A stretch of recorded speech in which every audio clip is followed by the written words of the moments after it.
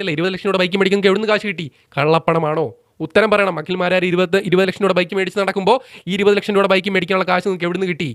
അഖിൽമാരാർ ഉത്തരം പറഞ്ഞേ പറ്റൂ. ഞങ്ങളെ പോലത്തെ ഫേസ്ബുക്കിൽ കമന്റ് ഇടാൻ നിൽക്കുന്ന ആളുകൾക്ക് ഇത് അറിയണം. ഇപ്പം ഞങ്ങൾ കുറച്ച് കമന്റ് ഇടുന്ന ആളുകൾക്ക് ഈ നാടിന് പുരോഗമനം ഉണ്ടാക്കുന്ന, മാറ്റം ഉണ്ടാക്കുന്ന നല്ല വാക്കുകൾ മാത്രം ഉപയോഗിക്കുന്ന കുറച്ച് ആളുകളുണ്ട് ഞങ്ങളുടെ കൂട്ടത്തിൽ കമന്റ് ഇടുന്ന ഞങ്ങളുടെ സുഹൃത്തുക്കളുടെ പേരെ ഞാൻ പുറത്ത് കാണിക്കുന്നില്ല. അപ്പോൾ ഞങ്ങൾക്കുള്ള കുറച്ച് സംശയങ്ങളുണ്ട്.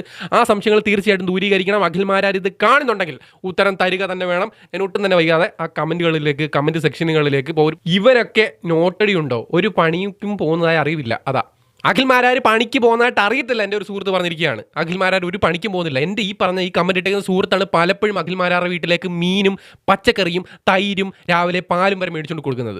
ഈ പറയുന്ന എൻ്റെ ഈ കമന്റ് ഇട്ട സുഹൃത്താണ്. അറിയാമോ നിങ്ങൾക്ക്? ഇവനൊരു പട്ടി പോലും അറിയുന്നവനായിരുന്നില്ല. മനസ്സിലായോ? പുള്ളിക്ക് അതറിയാം. കാരണം പുള്ളിക്ക് പോലും അറിയത്തില്ലായിരുന്നു അഖിൽമാരാരെ. എൻ്റെ കമന്റ് ഇട്ട സുഹൃത്തിന് പോലും അറിയത്തില്ലായിരുന്നു. അത് വ്യക്തമായിട്ട് പുള്ളി പറഞ്ഞിട്ടുണ്ട്. വാടക കൊടുത്ത് ജീവിക്കുന്ന ഒരുപാട് പേരുണ്ട് നമ്മുടെ നാട്ടിൽ.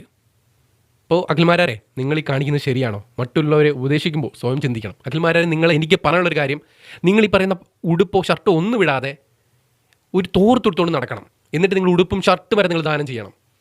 അതാണ് എനിക്ക് പറയാനുള്ളത്. പിള്ളേരൊന്നും പഠിപ്പിക്കേണ്ട, പിള്ളേരെ സ്കൂളിൽ വിടണ്ട. പിള്ളേരെ സ്കൂളിൽ വിടുന്ന ആ ചിലവ് ആർക്കെങ്കിലുമൊക്കെ കൊടുത്തിട്ട് നിങ്ങൾ പിള്ളേരെ വീട്ടിൽ ഇരുത്തി ഈ പഠിപ്പിക്കണം. എന്നിട്ട് നിങ്ങൾ ഫ്ലാറ്റും നിങ്ങളുടെ ബെൻസ് കാറും എല്ലാം വിൽക്കണം. എന്നിട്ട് ആ കാശ് നിങ്ങൾ പാവങ്ങളെ സഹായിച്ചിട്ട് നിങ്ങൾ ഏതെങ്കിലും കടത്തിണ്ടെങ്കിൽ റോഡിൽ പോയി കിടക്കണം അഖിൽമാരാർ. അതാണ് ഞങ്ങളുടെ സുഹൃത്തുക്കൾ പറയുന്നത്. അതാണ് വേണ്ടത്. ഈ കമന്റ് ഇടുന്ന ഞങ്ങളാണ് അഖിൽമാരാർക്ക് കുടുംബത്തിനും ചെലവിന് കൊടുക്കുന്നത്. അത് അഖിൽമാരെ മനസ്സിലാക്കണം.